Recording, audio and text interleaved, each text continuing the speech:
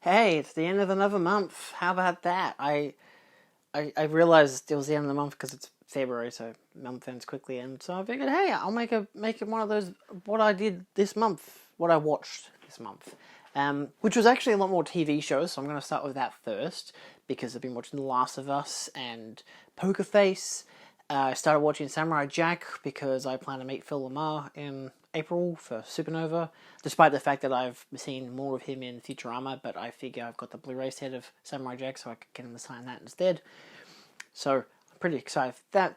Last of Us, pretty good so far. I haven't played the games, so I'm like, hey, good, now I don't have to. I would like to, but I'm like, I'm not a big gaming person, not anymore. And Poker Face has been really nice. I needed something that's like a newer version of something like Columbo, where it's just a mystery per episode, not really much else to it in terms of like overarching story. There's a minor overarching story, but like you look at something like Columbo, there is no overarching story there. It's great. Columbo is still better, but yeah, I think it's a pretty good show. I did start and finish all of, because I had binge. No. Yeah, because Poker Face is on Stan, so I got Stan for a free month, which is great. I should be able to watch all of it before my 3 month trial is up. And yeah, Last of Us is on binge. It's the only way you can watch it in Australia, unless you pirate it or watch it on Foxtel, which I don't have Foxtel in here, so yeah. But they've got all of *Halt and Catch Fire* on binge, and so my friend suggested it after watching Mad Men. He's like, you got to watch *Halt and Catch Fire* because it's what replaced Mad Men once that had finished. And honestly, bloody fantastic show. I would highly recommend it. It's got a great cast to it. In particular, I had already liked Mackenzie Davis and Lee Pace going into the show, so I was very excited to see what their characters would be like. But it also has Scoot McNairy and Kerry Bish, I believe it is. Yeah, so yeah, and even Toby Haas I like. So it's got a good cast to it. It's a really interesting show. The first season doesn't completely land me until like the last 3 episodes. There's like a big thing that happens in like the third last episode that just kind of changes the whole entire structure of the show. And I really liked it after that. I'm like, this is great. Like, where the hell has this been? Look, where has this been at? So yeah, and season 2 was really good, and then just season 3 and 4 just absolutely fantastic. Devastating show in the end, but in terms of just, I'm sad now, but I absolutely loved it, and I would highly recommend it. Not a lot of people I know have seen it. My mate, again, had suggested it to me, and I really thank God he did, because he'd been telling me to watch it for like a year or two now, but he'd also been telling me to watch Mad Men, so it's just, I'm getting up into these shows. I've watched Sopranos, I've watched Mad Men, I've watched *Halt and Catch Fire*. I have no fracking idea what I'm going to watch next. But, yeah, it's just nice that every couple of days I'll, watch an episode or two of the show and then watch a film. I don't have that anymore because it's done. They only had 4 seasons. They were cancelled by the end of the 3rd season, but AMC allowed them to do 1 more season of the show. So, I thank God that they did, because they really made it worth the time. So, yeah, I'd highly suggest it. Moving on, let's see what movies I watched. Now, I will actually note, I did actually upgrade my account on Letterboxd to Patron. I was previously a pro, and I still had 130 days left, but they actually refund you on how much left you've basically spent, so I got $10 back, and I spent the extra, it's basically $72 for Patron, and I'm like, I don't love that, but I'm also I really like posters and changing the different artworks, and I just like the different artworks. I really want to be able to just mess around with that. So yeah, I figured I'd do that. And I like how they actually refund you on the fact of oh, you've already got a current account, because I want to wait for the whole year to run out. But then I was like, I want this now, So it's the fact that they're yeah, we'll refund you the previous portion of how much you've basically got left, and then we'll then activate the rest of your account. So yeah. Now, what have I watched? I actually have to look. Diary. It's just diary. Look at my diary. Okay, cool, diary. Here we go. So, we're looking at February. What have we got? So currently it's Monday, it's February 27th. I don't expect to watch anything tomorrow night because I currently have plans. Whether they fall through or not, I don't know. I'll probably either add an extra clip on Wednesday when I film it. This will come out Thursday anyway, so it's no biggie. But I've currently watched 20-something films. I think I've watched 26 films. So we started the month with Knock at the Cabin, which I gave 4 stars. Watched it in cinema with my mate and my brother, and yeah, me and my mate liked it because we're big on M. Night Shyamalan, especially his his newer craze of films. I'd say post-Split, but realistically post The Visit. I then watched The Fabelmans with 2 of my mates. I gave that 4.5 stars because fucking Spielberg. Yeah, boy. That was really fun because there was just the 3 of us in the cinema. So we had a whole cinema to ourselves. It was wonderful.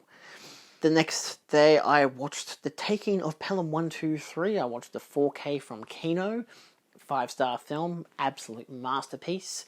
I've mentioned in some previous this weekends that I had a whole issue with my TV setup and I had to replug everything in, and then it took me a whole entire week to find out what exactly the problem was, and even then I still hadn't fixed it, so I fixed it now.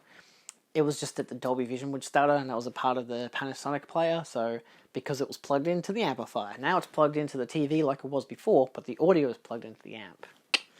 You can do that. I always thought it was so dumb that they had an audio out port and then a video audio out. But that's the reason why, so you can plug the audio into the amplifier and plug the video audio into the TV. Genius. Anyway, then I followed that up with the Texas Chainsaw Massacre because I was really debating, should I get Second Sight's 4K? And I gave it 5 stars. I absolutely loved it this time. Like, I was not intending to continually to just watch the whole film. I was just like, I'll watch the first 10 minutes or whatever. And I just kind of sat there staring at it. And then I was like, the light's still on. Turn the light off. And I just watched it, and it absorbed me, and I loved it. This is the Umbrella Entertainment Blu-ray I watched. I do have the Second Sight Steelbook, which I probably could have watched instead because they've actually got a better layout. But for the most part, it's the same master and everything, same transfer. So I'm really excited for the 4K UHD, but I'm mostly excited for all the special features because I don't really care for a better picture. After seeing it in, like, I think it was 16mm at the Astor a few years back. After seeing it there, I'm like, I do not need to see this in the highest like restoration possible. But at the same time, I'm buying the set for the artwork and for the special features over literally everything else. I do not care about getting a 4K UHD of the film because the film looks ugly as shit, and it should look ugly as shit. Like, I mean, it's still a nice looking film, but like, it's low budget. It's got that, you know, yuckiness to it, but that's also like adds to the effect. And the grittiness is really amplified on, you know, a worn out 16mm print, which isn't there when you watch the fucking 4K remaster. But anyway, on the same day, I watched in cinema Puss in Boots: The Last Wish, which I gave 4.5 stars. Really enjoyed that one. We were kicked out of the cinema, which was great because there was a fire alarm. Yeah, it wasn't anything I did. And they allowed us to come back in 20 minutes later and actually restart the film. So that was great. There was a fire on the way back home, which was bizarre. But yeah, it's a good film. Really, really fun movie. Then I followed it up with, I believe it was the Monday, with Groundhog Day in 4K. I hadn't seen the 4K yet, to my knowledge. I grew up with the DVD. I don't think I'd ever seen my 4K transfer yet. Looks bloody crisp. But yeah, 5-star film. I was going to watch it on Groundhog Day, but I ended up seeing Knock at the Cabin, because apparently Groundhog Day is the second of, like, that's what's in the film. I don't know if that's the actual Groundhog Day. I imagine it is, but I'm not in America, so I don't give a rat's fucking ass about your bloody weather system. Like, come on. A fucking rat is going to tell you what's going to happen? Boy, you guys have a lot of fun. Unless you're not from America, then you probably actually do have fun, I assume. But yeah, Groundhog Day, fucking masterpiece. I was totally okay with not watching it on the actual Groundhog Day because it had been quite a while since I've seen it, and I love this movie. It is fantastic. Then I watched The Mask of the Red Death because I recently got the Studio Canal 4K remaster. Really fun film. I watched the uncut version for the uncut reasons, and it looks absolutely brilliant. I gave it 4 stars. Really enjoyed it. I like a lot of those classic Vincent Price films. I don't always love them, but I always enjoy the ride because I'm like, Vincent Price is having a fucking ball, and I'm down for it. On the 8th, I watched Videodrome. I watched the Criterion, despite there being a new 4K UHD, which would probably look really good, and I might check out the 4K at the Astor in March. They got a double feature with The Thing in 4K, and I'm like, fuck, that sounds really good. Like, it's a Thursday night, it'll be like the end of my work week. I could do that. Go there, come home, like, just sleep most of Friday. I don't really care, but I'm down for that. Because I really like this film. I gave it 4 stars. I'm not viewing it yet as the masterpiece that it probably is, but I imagine on a rewatch, potentially in a month's time, by the end of this month, yeah. Well, it's basically in a month's time for me now. I might really love it, but yeah, I thought it was really cool. It's not the first of his films I've seen, but I've seen quite a few Cronenberg's, but it's probably the most notorious one. Then I followed that up with Police Story 3 Super Cop. Gave that 4 stars. I watched the 4K from Eureka, but then, of course, the stuttering was happening, so I just turned off the Dolby Vision thing, and I just watched it in standard HDR10. Still looked great in both, and I was happy to watch it in HDR10 anyway, so yeah, it's pretty fun. I think it's quite obvious that the first 2 Police Story films are better films, but this one's still pretty good, and I mean, Michelle Yeoh, you still get some pretty cool action set pieces, but for the most part, I think Police Story 1 and 2 are just superior. Mostly in terms of action, but also storytelling. They've got some great comedy beats to it and everything. On the 10th, I watched the Arrow Video Blu-ray of Cruising. I gave this film 4.5 stars. I didn't write a review for it because I'm like, I don't know what to say about this film. It is something else. I like the director's work. Al Pacino was fantastic in it. It's got a really good transfer as well. The remaster is exceptional. And it's just got a really interesting feel to it. Like, it's one of those kind of things where it's like, yeah, sure, you could easily read into it into a homophobic way like a lot of people have. There's a lot of mixed reviews for that stature to it, but I'm like, I can understand it, but I'm also like, I don't view it in that way. But it's also, I don't know, it's a really tricky film for that reason. It's like, I don't consider it to be homophobic because it's picturing a very particular scene, but it's also like not exactly picturing gay people was bad, you know? It's like, it's one particular scene in New York in the 80s, and it just happens to be about a bunch of killings that are happening. So, yeah, I think it's the insinuation that, like, that gay people are killing people and stuff, but it's also like, I don't know, there's a lot of shit to read into it. I don't know, I'm rambling some bullshit, but there's a lot of shit to read into it. I would love to watch the documentary that they have on the disc that kind of dives into the film more. It's, again, yeah, it's an interesting film, but definitely worth watching, you know, whether you end up thinking it's homophobic or not, but I don't think it is, still. I followed that up with, on the 12th, with Titanic in IMAX, 4K 3D, baby. That was pretty good. I went with my mate Guy, and yeah, I hadn't seen Titanic in a fucking long time. I haven't seen it in over 10 years, probably longer than that, I don't know, because I grew up with the film. You know, it was made released the year before I was born, but I grew up with it on DVD. But yes, that was a 5-star film, and because I wanted to follow it up with another Cameron film on the Monday, I watched the special edition cut of Aliens, gave that 5 stars, watched the Blu-ray transfer. I kind of haven't seen the special edition for a fair few years now. I've watched the theatrical cut several times over the years. The special edition I've watched once or twice. This will either be the twice or the third time. I think it's the third time. But I always used to think that it was a bit bloated because, like, it has the Sentry Turrets part, it has the part with Haley's Hope, which you don't exactly need, you know, but it has the part of her daughter, so it's like, I love that part of her daughter. Is it Haley's Hope or whatever? Hadley's Hope? Whatever. But showing that part before the Marines get there, it's like, it doesn't, like, it's one of those things where it's like, if you don't have it in the film and they get there and you're like, oh my god, there could be aliens wherever, and it amplifies the tension, great. But then knowing that they were attacked by aliens, like that there's a facehugger and all that kind of stuff, it's like, okay, so there are definitely aliens here. But it's also like, is the tension the fact that you don't know that there's aliens there, or you know that there's aliens there but you don't know where they are? And I think it's it should be the second one. So I think you can easily still have that extra scene in and be like, this just tells you how many people were there. You know, it's from a distance in the film without those people, you just get a bunch of buildings. You know, this gives you some perspective on their people, their families, all that kind of stuff. This is how they live. Maybe the fact that it starts with Newt's family, a bit off, but at the same time, it allows you to connect with the character more. So, yeah, I don't know. I'm an up and down a part of it, but like, if you're watching the film for the first time, realistically, I feel like you could just watch the theatrical cut and not see that scene, but then if you watch the special edition, you'd be like, oh, that's a nice piece of extra information, you know, because you've already seen the film before that the Marines are breaking into the place and seeing what it looks like. You're like, oh shit, where are the aliens? Are they going to pop up? It's like, you're still going to get that tension. Probably. I mean, I don't anymore because, you know, I've seen the film a few times now. You know, I kind of know when the aliens are going to pop up, but, you know, still, it's pretty good.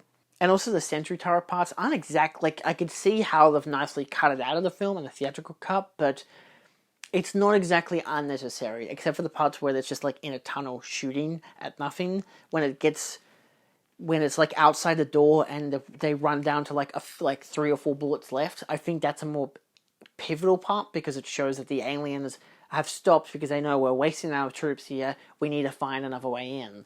So it shows that the aliens are a lot smarter than you'd think. Like, the fact that they, in the theatrical cut, just immediately go into the roof. It's like, well, that makes sense because that's how they got in there before, but at the same time, there was obvious structures where they had just gone through the regular pathways when they first attacked the previous people who were there. So it's like the colonists. So it makes sense that, you know, they wouldn't use the rooftops the second time around because they were like, oh, well, we don't know if these people have guns, you know, so yeah, you know, they didn't last time, maybe they won't this time, that kind of deal. Anyway, I followed that on Valentine's Day of all bloody days. I watched Bones and All, the Blu-ray.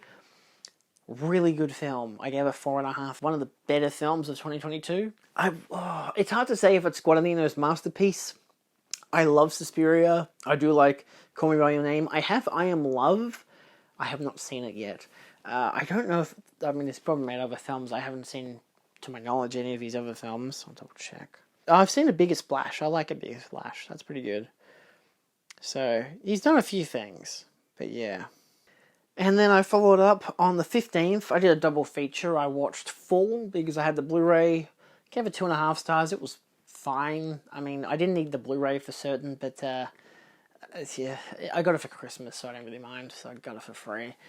But yeah, it's all right. It's fine. It could have used some restructuring. The ending was kind of blue, but the build up to it, the first act was pretty good. It was pretty good until like the midpoint of the film. Then it just became a bit stale, and then it just kept on going.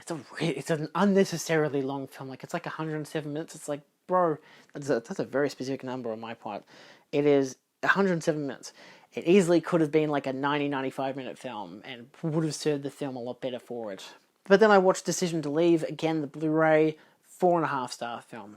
Fucking amazing stuff. I love this fucking director. But, Park Chan-wook. But yeah, it was bloody trippy to watch because the subtitles are one thing, but then having these crazy visuals happening at the same time, it's like, oh shit, what is happening? Good mystery, good thriller. I definitely suggest it. Then I watched Men. I had the Blu-ray of that. I missed it in cinemas. All these I fucking missed in cinema because I'm busy, alright? But yeah, watched Men. 3.5 stars. I thought it was pretty good. I like Alex Garland's work. I've watched, I think all of his stuff so far. I love Ex Machina. I love Annihilation. Devs was really good. Men is definitely a more lackluster in terms of like, kind of more outrageous in terms of storytelling. But at the same time, thematically, it's very obvious.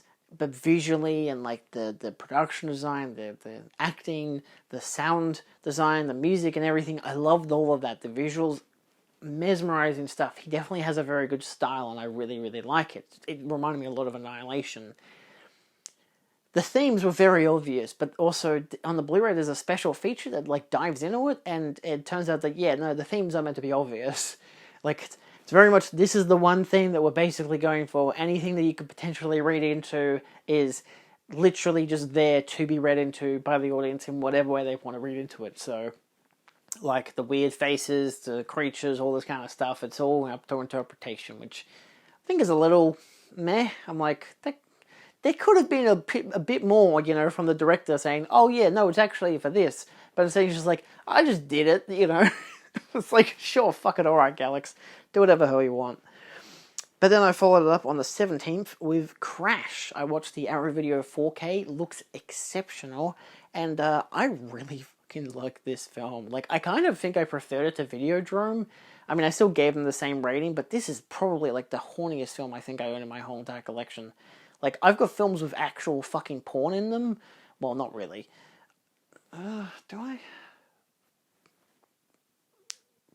I don't think so, actually. Well, I mean, arguably. But, like, this was very horny, so... Yeah, I really liked it, though. Like, I mean, yeah, I was going to say, the sex stuff aside, I really liked it, but I'm like, fuck, the whole thing's about sex, come on. It's bloody Cronenberg.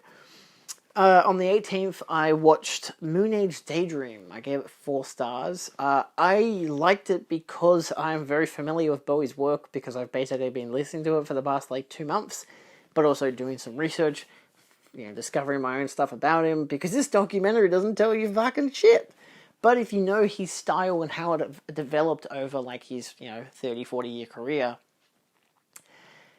you kind of get it, you know? It's a bit bullshitty, realistically, but I mean, it's one of those, yeah, you can understand how it's a for the fans kind of thing. It's not exactly, I feel like it's the opposite of what they would say about Bohemian Rhapsody, that terrible Queen movie where it's like, oh, if you want something that's accurate, go watch a documentary. It's like, why can't a biopic be fucking accurate? Well, this time the documentary is accurate, but very vague. So, yeah, I don't know. It is what it is. I liked it, and visually it's quite nice. In contrast to the next film, which I saw in the cinema for $9, I saw Ant-Man and the Wasp: Quantumania, which I'm pretty sure was meant to be Into the Quantumanium, but now it's just Quantumania. They changed the name so many times it confuses me. I thought this film fucking sucked. I gave it a 1.5 stars. I didn't really like any of it. Not at all. And Catherine Newton's in it, and she's in *Halt and Catch Fire*, and she's amazing in that. I'm like, how the fuck is she so bad in this movie? But let's be honest, this whole movie's so bad, and everyone's even praising, like, oh, but Jonathan Majors was great as Kang. I'm keen to see him in the next one. And then there's me, who's like, I'm keen to watch Guardians of the Galaxy and get the fuck out of here, because I'm tired of this shit. I don't give a shit if Kang's the next villain. He was set up in bloody Loki, and I was bored as shit when he showed up in that, so... I don't know. It's great to see that he's getting a fuck ton of money out of it. Good for him. A waste of his talents, arguably, but I mean, at the same time, not really, because he gets to play, kind of different versions of the one guy, so at least he gets some variation, you know? Unlike basically everyone else in these movies who don't get to variate at all, you know? Anyway, who needs character development when you're just a different fucking character in each goddamn movie? But I followed that up on the same day with Resident Evil Afterlife, because my brother wanted to watch a dumb movie. Well, actually, he wanted to watch a good movie, despite the fact that he actually liked Ant-Man. He did not like this. He doesn't like any of these fucking movies so far. We've watched... I'll get to what later, but... because we watched a few of them. But yeah, watched Resident Evil Afterlife. I give it 3 stars. I really liked it a lot more this time around. There was some dumb parts earlier in this, the whole fucking movie's dumb. You gotta remember, these movies are dumb as shit, but that's the joy of it. The only boring parts, realistically, is when she vlogs. The rest of the movie, pretty good. For what it is. I mean, I bloody liked it, you know. You learn to appreciate this shit after you've watched it the first time, and you're like, what the fuck is this goddamn crap? But then you're like, oh, actually, this shit kind of slaps. It's just fun.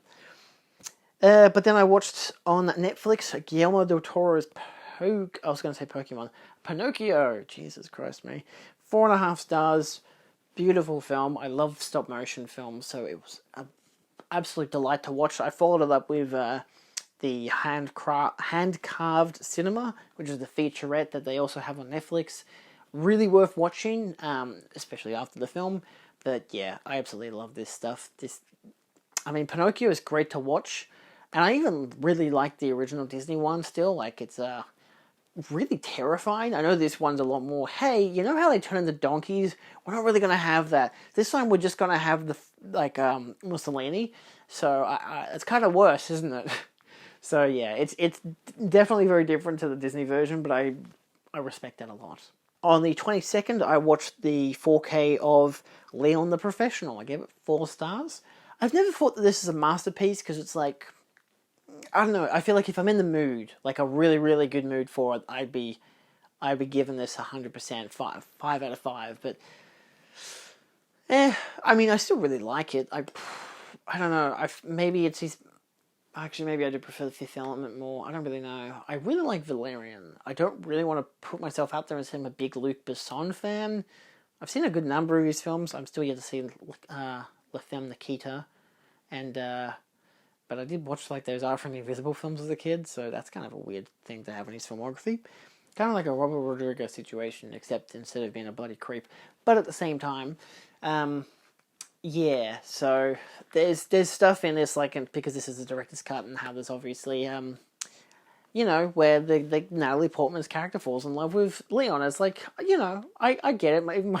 Hilariously, because I joined into a Discord chat with my friends after the movie, I mentioned I was watching it, and my mate was like, oh, that's like the reverse pedophile film. And I'm like, I mean, you're basically, like, I love the film for, like, the aesthetic, the visuals, for really the whole cast. The performances all round are great. I love Gary Oldman in it. Natalie Portman is exceptional. John Reno, this was like the first film I think I'd probably seen him in Mission Impossible before this, and some actual French films.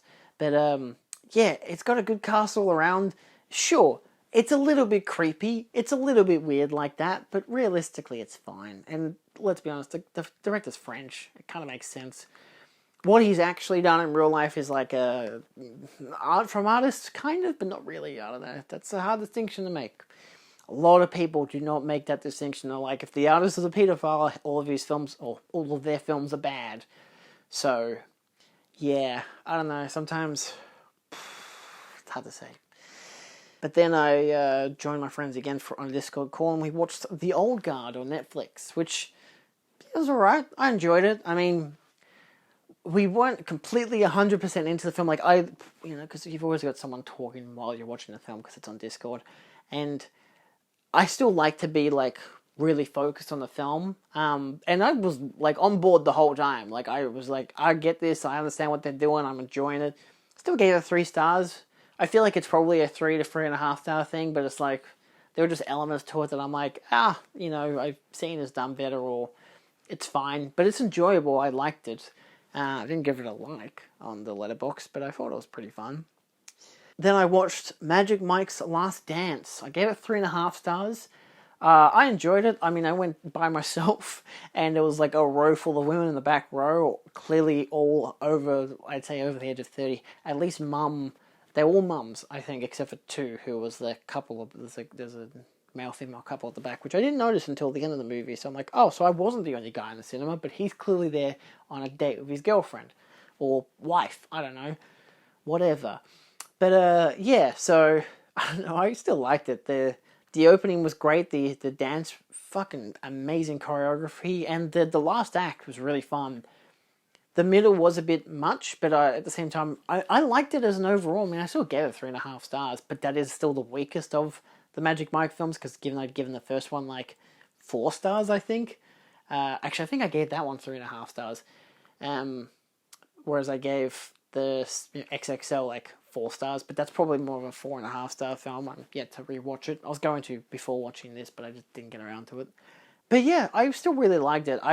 There were elements that I would have preferred that they had done better in the previous film, which is basically just, if they had to just characterize the other dancers a bit more, like, they would even introduce dance sets that those characters would do, but then in the final act, they wouldn't do those dance things, and like either other people would do them, or they just wouldn't be mentioned at all. I'm like, that's a bit weird, but alright, you know, so it's not a perfect film, but I enjoyed it. And on the same day, because I guess I did a triple feature, I don't know how I manage this on a Saturday when I get up at 6 o'clock to go film sport and then come back, and then it's like, hey, now I'm going to go out again and watch a movie. Oh, God, now I'm back home. Now I'm going to watch another movie because my brother wanted to watch Resident Evil Retribution. 5 stars, baby. Absolute fucking masterpiece. I love this film so much. But yeah, it's one of those things where my brother was like, while watching this one, he's like, okay, I kind of understand the first one a bit better now. I kind of enjoy that one more, like the first Resident Evil film. I think he's getting the idea for these, but the fact that the next one's the final chapter, a film which I don't like very much, but I might upon rewatch. I'd seen Resident Evil Retribution like twice already. This is like the third time I've watched it, and I absolutely loved it. At least I'm pretty sure it's the third time I've watched it. I might not have logged it. I've logged it twice on Letterboxd, but I know I watched it as a kid, so yeah. Good bloody movie. Definitely worth watching. On the same night, we watched Weird, the Al Yankovic story, because he hadn't seen it. I still had it on my laptop, so, because, I had to do that Yoho stuff to get it. So we watched it in here, and it's fine. I still give it 3.5 stars. The first 45 minutes are pretty solid. Like, the whole basically spoof of a biopic stuff is really great, but then it just becomes a focused idea on one thing, and it feels like two Funny or Die sketches. Like, what if Weird Al Yankovic, but musical biopic, but spoof? And it's like, yeah, okay, that's a Funny or Die skit. It all feels like mini Funny or Die skits in between. But then the whole rest of the movie, with when Madonna shows up, is just like this whole long skit, and I'm like, there's not really much else in between. It's a bit plain. It's like, it's fine. It's like, oh wow, it's so funny. He goes to Mexico, Colombia, I don't fucking know. He goes to kill the drug lord, and I'm like, I don't really care. Like, especially on rewatch, I fell asleep. I fell asleep in like the last 2 minutes of the movie. Like, I woke up, my brother was like, "Did you fall asleep?" I'm like, oh fuck, is it already over? Is he dead? So, yeah. I don't know. It's fine. It's still watchable. It's still fun. Daniel Radcliffe's great, but it's like just. The first half is really good. The second half is just, like, if you're really on board for that second half, then great. Because even the first time I watched it, I'm like, this is fun. And that's about it. But, like, the first half was like, wow, this first half is great. How the hell is the second half not so great? It's like they ran out of ideas of spoofs to go with. So, like, let's just do one whole thing. I feel like it's more of a UHF kind of thing where, because he did that film in real life, where it's kind of like that one overarching narrative with a bunch of sketches in between. I feel like that they had left all the sketches for the first half and then the narrative for the second half. So, I don't know. Anyway. And, most recently I've watched King Kong. I watched it at the Astor for the 90th anniversary. I gave it 5 stars, watched it with Dad. Classic film. Yeah, I mean, black and white and everything. Not really much else to say. It's been a long time since I've watched this because I grew up with it on VHS, which we still have up there. And then Dad had gotten the Blu-ray, and I do plan to watch more of the Kong films over the next month, mostly because I have the 76 one, but I haven't watched it before. I got King Kong Lives. I have not seen that either because I just got that in the other day. I want to rewatch Kong Skull Island and the 2005 King Kong one, but probably the extended cut on 4K, because the last time I watched the 4K, it kept stuttering. I think that's because I had an old Sony player, which sucked. So ideally, it'll work better this time. It probably won't look as good, because again, the 4K with 2K animated stuff isn't exactly the best kind of stuff. But I'd like to see Son of Kong, though, which is the sequel to the 33 Kong, which is the same year. So, both in 33. I don't seem to have it, though. I don't think it's on. It doesn't look like it's on the Blu-ray that I have, which is the Digibook Blu-ray. I do also have King Kong Escapes, which is like basically King Kong versus Mecha Kong. I don't think I want to rewatch that, so I could live without it. Same as, I don't really care to rewatch Godzilla vs. Kong, the original Japanese one, nor the current modern American remake. Monsterverse film. I'd say remake, but no. Last but not least, I watched on the 27th Pillow Talk on the Criterion channel. I realized my subscription was about to renew because it renews every the 28th of each month, so I figured I'll watch something on the Criterion channel because I had seen the latest Last of Us, and it was pretty good. I don't really want to get too much discourse about the show. I do like it. I didn't care too much for this latest episode, though, the Left Behind. I think it's Left Behind. The prequel one about Ellie. But I did like by the end of the episode. Like, that last 10 minutes, I really liked. It's just I wasn't so involved in it. I don't feel I was kind of a little. I think I was just a bit tired personally, but like yeah, I was like yeah, this is fine. I'm like I don't really see much of the point in most of what I'm watching, but then it's like when you get that end payoff, I'm like okay, I dig it. I'm down. Anyway, and I followed that with the latest episode from last week of Sweet Merciful God, what was it called? Poker Face, which was the stop motion episode, and I think it's probably my favourite episode of the season so far. Mostly because I adore stop motion, especially Phil Tippett's work, Phil Tippett's work. But at the same time, it just had a really great style to it, like a good cast, nice directing, and everything. It was just pretty nicely done. But yeah, no, I watched Pillow Talk, gave it 4 stars. Yeah, that was basically it. I was planning to watch something on the 28th, which for me is now yesterday, but I had to film an interview, so I wasn't able to watch any films. Anyway, that's all for now. Thank you so much for watching. Tell me what you watched in the month. I don't know. Tell me your favourite of what you watched this month, whether it be a TV show or a movie. What do you think of The Last of Us or whatnot? Anyway, see you next month when, I don't know, I guess I'll do this again. Sure, why not? Adios.